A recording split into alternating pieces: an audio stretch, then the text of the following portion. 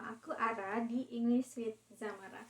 Nah, di video kali ini kita akan membahas mengenai one clause sentence. Jadi kalimat yang terdiri dari satu klausa. Nah, di sini kita akan belajar mengenai bagaimana cara menentukan subjek dan verb dalam kalimat seperti ini. Skill ini adalah skill yang biasanya dibutuhkan untuk tes TOEFL atau juga bisa digunakan dalam mempelajari bagaimana cara menjadi pembaca bahasa Inggris aktif di kehidupan sehari-hari. Nah, untuk materi-materi yang aku sampaikan itu aku ambil semuanya dari buku ini, yaitu Longman Preparation Course for the TOEFL Test. Semuanya aku ambil dari sini. Jadi bagi teman-teman yang ingin lebih mendalami bisa membeli buku ini juga. Nah, untuk materi yang one clause sentence ini, satu materi ini terdiri dari 5 skill, yaitu skill yang pertama menganalisis subjek dan verb, skill yang kedua mengenai object of preposition, yang ketiga tentang appositive, yang keempat tentang present participle, dan yang kelima yaitu mengenai past participle. Dan semua ini tergabung menjadi satu kesatuan, yaitu bagaimana kita bisa menganalisis verb dan subjek yang benar dalam satu kalimat yang terdiri dari satu klausa saja. Oleh karena itu, untuk video kali ini akan terdiri dari 5 bagian materi, yaitu skill 1-5. Setelah selesai skill 1-5 bakalan ada exercise, kemudian contoh reading yang menerapkan materi yang kita pelajari, dan yang terakhir ada vocabulary berdasarkan materi reading yang diberikan sehingga bisa dihafal dan menambah hafalan vocabulary teman-teman semua. Nah, semua materi, exercise, dan latihan readingnya, semua PDF-nya aku upload di blog aku, dan linknya bisa teman-teman semua lihat di kolom deskripsi di bawah ini.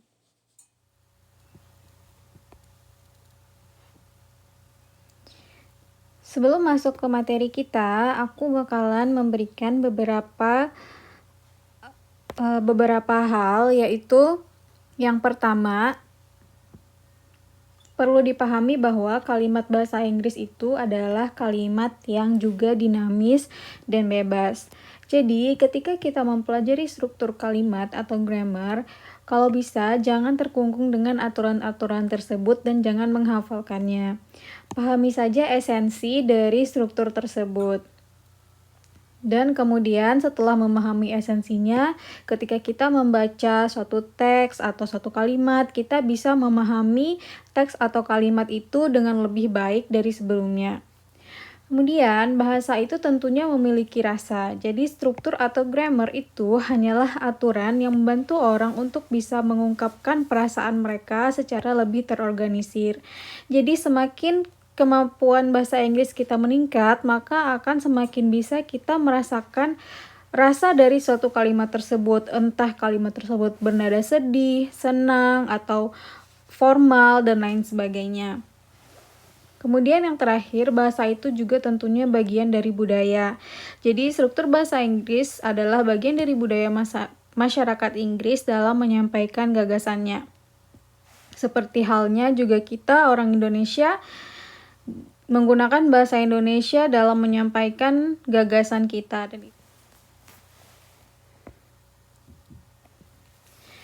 Baiklah. Jadi seperti yang dikatakan sebelumnya, materi kita adalah secara umum mengenai one clause sentence atau kalimat yang hanya terdiri dari satu anak kalimat. One clause sentence ini juga bisa dipandang sebagai kalimat yang hanya terdiri dari satu verb dan satu subjek saja. Jadi dalam satu kalimat misalnya terdiri dari 2 verb atau 2 subjek, dan keduanya itu dihubungkan oleh kata dan atau, maka berarti kalimat tersebut bukanlah kalimat yang terdiri dari satu klausa, melainkan terdiri dari 2 klausa yang dimana masing-masing klausa dihubungkan oleh kalimat penghubung dan atau dan lain sebagainya. Nah, untuk kalimat dengan satu klausa, hal yang paling jelas dan paling penting untuk dipahami yaitu ini. Hanya terdiri dari satu verb dan satu subjek saja. Jadi, dalam tes TOEFL, menganalisis one clause sentence ini sering kali keluar dalam soal strukturnya. Nah, kita sering kali kebingungan dalam menentukan subjek atau verb dalam kalimat yang terdiri dari satu klausa ini. Karena dalam tes TOEFL atau dalam membaca teks atau buku dalam kehidupan sehari-hari, kalimat yang meskipun terdiri dari satu klausa ini tidak selalu sesimpel yang hanya terdiri dari murni subjek dan verb saja, tapi juga biasanya mengandung struktur yang lain seperti appositif, object of preposition, past participle, dan present participle.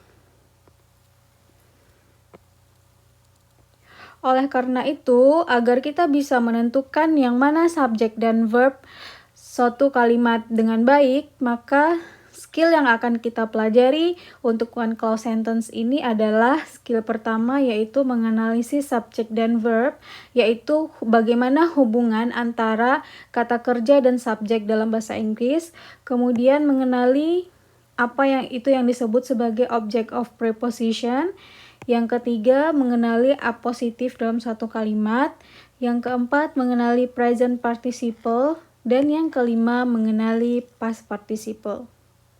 Baiklah, untuk skill yang pertama, kita mulai dari menganalisis verb dan subjek dan mencari tahu dan memahami bagaimana keduanya saling terhubung satu sama lain.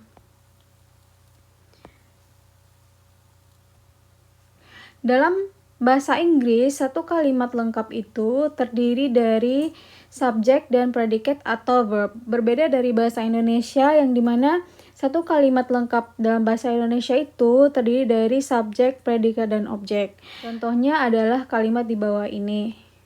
That wolf is dashing. Di kalimat ini, si subjeknya adalah that wolf dan predikatnya atau verbnya adalah is dashing.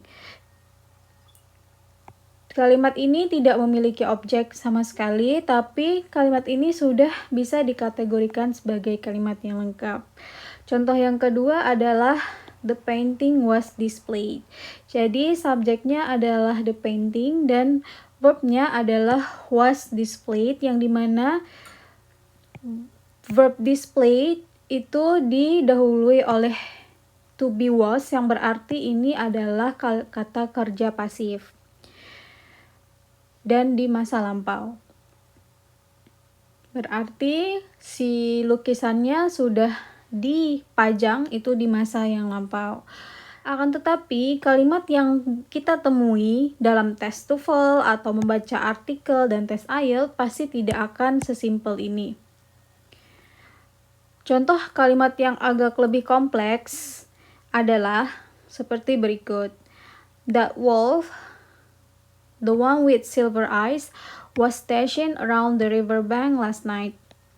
Jadi di kalimat pertama ini terdiri dari that wolf, kemudian ada kalimat yang terpisahkan oleh koma, yaitu the one with silver eyes, kemudian dilanjutkan oleh was stationed around the riverbank last night. Jadi di kalimat ini si subjeknya adalah that wolf, kemudian verbnya adalah was dashing, dan around the riverbank itu adalah keterangan tempat, dan last night di sini adalah keterangan waktu. Sementara yang berada di antara dua koma ini adalah nanti yang akan dikenal sebagai apositif, namun nanti di skill berikutnya akan dijelaskan dengan lebih lengkap. Jadi secara umumnya yang ada di antara dua koma ini adalah penjelasan agar si subjek ini dapat dideskripsikan dengan lebih jelas sehingga si pendengar bisa memahami serigala yang mana yang dimaksud oleh yang mengatakan kalimat ini. Jadi serigala itu yaitu serigala yang mana? Yaitu yang punya mata yang seperti yang matanya berwarna perak, itu kemarin malam berlari-lari kecil di sekitar pinggir sungai. Nah, Kalimat yang kedua, the most expensive Van Gogh painting, Portrait du Dr. Gachet, was displayed in the Louvre Museum last month. Kalimat kedua ini pun juga memiliki struktur yang cukup sama dengan kalimat yang sebelumnya, yang dimana subjeknya adalah the most expensive Van Gogh painting. Kemudian ada kalimat di antara dua koma, yaitu Portrait du Dr. Gachet, yang menjelaskan si lukisan yang paling mahal itu adalah judulnya atau dikenal dengan nama Portrait du Dr. Gachet. Kemudian dilanjutkan oleh was displayed. Ini adalah kata kerja pasif di masa lampau karena didahului oleh was. Dan in the Louvre Museum, keterangan tempat, last month, ini berperan sebagai keterangan waktu. Jadi secara keseluruhan kalimat ini berarti lukisan Van Gogh yang paling mahal, yaitu yang judulnya itu ini, Portrait du Dr. Gachet ini, bulan kemarin dipajang di Museum Louvre. Dalam bahasa Inggris itu subjek dan verb itu saling terhubung satu sama lain. Maksudnya adalah jika subjeknya itu singular, verb yang mengikutinya itu akan didahului oleh to be atau auxiliary verb yang seperti berikut ini. Jadi jika si kalimat itu dilakukan di masa yang akan datang, di masa sekarang, dan subjeknya adalah orang ketiga tunggal, maka auxiliary verbnya adalah does. Jika kalimat itu berupa kalimat pasif dan subjeknya adalah singular, orang pertama, itu sebelum verbnya akan didahului oleh is. Dan jika dia kalimat lampau, di auxiliary verbnya adalah did. Jika subjeknya singular dan verbnya berupa kalimat pasif atau progresif di masa lampau, itu biasanya didahului oleh kata kerja bantu was. Dan jika kalimatnya adalah perfect tense, kata kerja bantunya has untuk subjek yang singular dan had untuk past perfect tense. Nah, di belakang verb pun juga terkadang ditambah dengan s atau is. S atau is ini akan ditambahkan jika subjeknya adalah orang ketiga tunggal dan tensesnya adalah present, yaitu terjadi di masa sekarang. Sementara jika subjeknya plural, kata kerja bantu dan to be yang akan mengiringi verbnya itu berbeda dari kata kerja bantu dan to be yang mengiringi si subjek yang tunggal. Seperti yang berikut ini. Dimana are itu jika verbnya itu pasif atau present progressive atau continuous yang biasa dikenal ya. Dan do jika dia dilakukan di masa sekarang, did jika dia dilakukan di masa lampau, were jika dia dilakukan di masa lampau dan dia progresif atau berlangsung dalam kurung waktu tertentu, atau juga jika si kata kerja itu berupa kata kerja pasif. Have itu untuk perfect dan had itu untuk past perfect. Nah, meskipun hubungan antara subjek dan verb ini terlihat simple, tapi terkadang ini sering dilupakan oleh kita sebagai pembaca. Dalam melakukan tes TOEFL, biasanya seringkali diuji bagaimana kita bisa menganalisis hubungan antara si subjek dan entah itu singular subject dengan verb atau hubungan antara plural subject dengan verbnya. Contohnya adalah seperti berikut ini. Ini adalah salah satu contoh soal TOEFL yang ada di buku panduan yang kita pakai. Still a novelty in the late of 19th century, blank blank blank, limited to the rich. Nah, di sini di soal ini kita bisa melihat bahwa ada dua kalimat yang dipisahkan oleh tanda koma. Yang pertama, still a novelty in the late of 19th century. Kalimat yang pertama ini bukan merupakan kalimat utama dari si kalimat total ini. Memang si kalimatnya secara keseluruhan adalah kalimat yang hanya terdiri dari satu klausa saja. Jadi kalimat yang sebelum tanda koma ini bukan merupakan klausa atau kalimat lengkap, melainkan dia hanya keterangan dari kalimat utamanya saja. Nah, oleh karena itu kita dapat fokus ke kalimat yang kedua. Di kalimat yang kedua ini kita sudah bisa melihat bahwa ada limited. Berarti sudah ada verbnya, dan verbnya itu adalah verb kedua atau ketiga atau verb lampau karena ditambahkan oleh ed. Berarti yang harus kita isi di titik-titik ini adalah subjek dari kalimat ini. Berarti pilihan yang A sudah pasti salah karena was ini bukanlah subjek. Yang kedua juga salah karena was photography itu biasanya untuk kalimat tanya. Jadi subjeknya didahului oleh to be itu adalah untuk kalimat pertanyaan. Sementara di soal kita itu bukan kalimat tanya. Yang C, it was photography. Ini juga kurang tepat karena terdapat dua subjek di sini, it dan photography. Biasanya jika kalimat yang terdiri dari dua subjek ini harus diikuti oleh kata hubung seperti that atau what, who, which, dan sebagainya. Sementara di soal kita tidak ada kata itu. Kemudian kita lihat jawaban yang D, yaitu photography was. Kemudian coba kita cocokkan dengan kalimat di atas. Photography was limited to the rich. Jadi subjeknya adalah photography, to be-nya adalah was, kemudian dilanjutkan oleh kata kerja lampau, yang berarti kalimat ini adalah kalimat pasif. Jadi kita bisa mengartikannya, fotografi dibatasi hanya untuk orang-orang kaya saja. Kenapa? Jadi alasannya diberikan di depan, yaitu karena pada masa itu, pada abad ke-19, itu dia masih sesuatu hal yang baru, still a novelty atau kebaruan. Berarti jawabannya di sini adalah D. Nah, untuk kalimat yang kedua ini kita akan mencoba mencari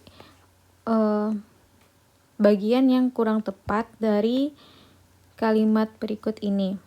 Jadi kita lihat terlebih dahulu. Di sini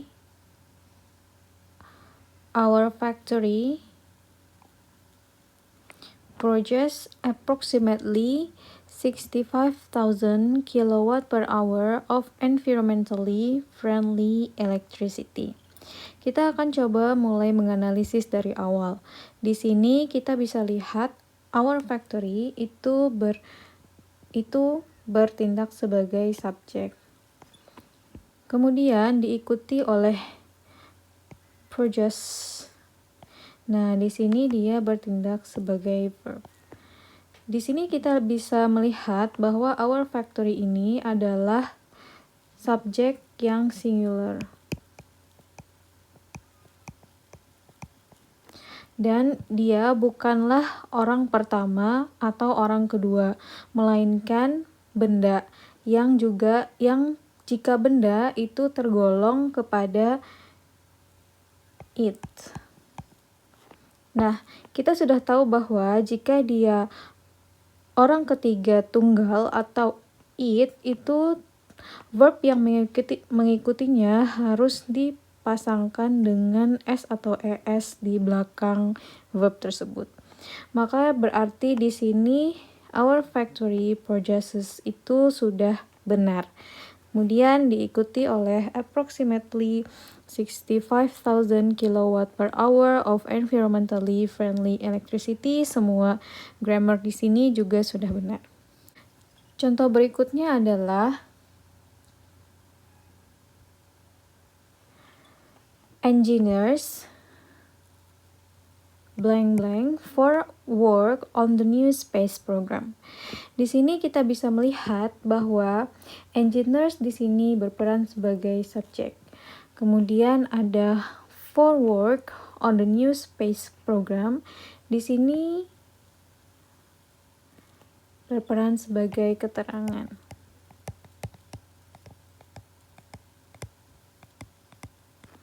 Oleh karena itu, kalimat ini membutuhkan verb. Berarti yang akan kita cari di antara objektif ini adalah kata kerja. Untuk pilihan yang A, dia otomatis sudah salah karena ini merupakan adjektif atau kata sifat. Yang B ini merupakan verb. Yang C ini bukan verb, dan yang D juga bukan verb melainkan keterangan waktu. Nah, berarti satu-satunya yang cocok adalah pilihan yang B. Sekarang coba kita pasangkan ke kalimatnya. Engineers are needed for work on the new space program. Yang artinya secara keseluruhan adalah teknisi-teknisi, karena dia ada S di belakang berarti ini adalah subjek yang plural atau lebih dari satu. Dan berarti to be yang mengiringinya juga harus to be yang sesuai dengan subjek yang jamak seperti yang kita jelaskan sebelumnya, yaitu are untuk present atau present pasif. Nah, di sini karena yang B ini sudah are, berarti ini sudah tepat. Teknisi-teknisi dibutuhkan. Jadi jika verb didahului oleh to be, maka dia menjadi verb yang pasif. Engineer dibutuhkan untuk bekerja pada program luar angkasa yang baru. Jadi jawaban yang tepat adalah B. Nah, untuk yang kalimat kedua ini, kita akan mencoba menganalisis kalimat bergaris bawah manakah yang kurang tepat. Di sini, a job adalah subjek. Kemudian, on the day shift or the night shift, ini adalah kita anggap sebagai keterangan. Kemudian diikuti oleh at the plant. Ini juga keterangan tempat.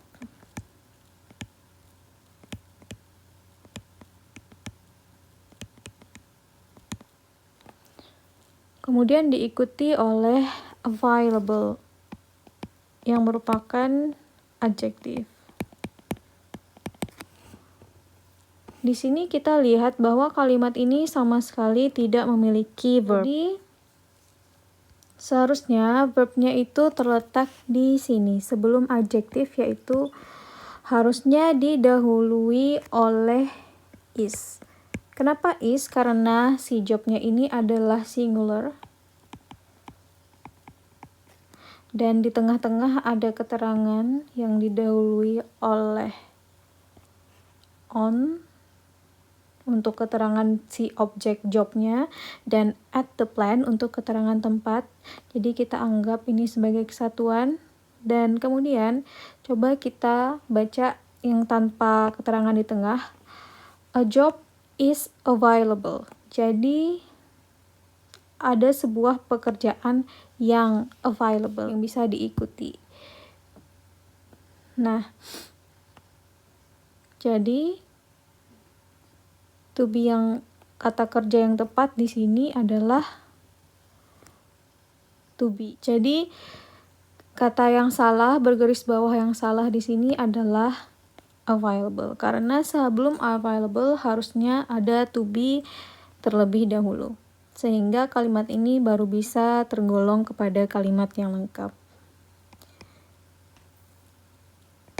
Nah, contoh berikutnya, yesterday found an interesting article on pollution. Yesterday ini adalah keterangan waktu.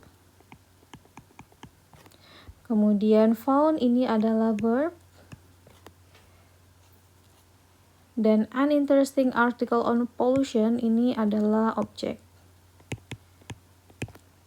Berarti apa yang kurang dari kalimat ini? Yang kurang dari kalimat ini adalah subjek yang harusnya ditempatkan di sebelum verb ini. Jadi,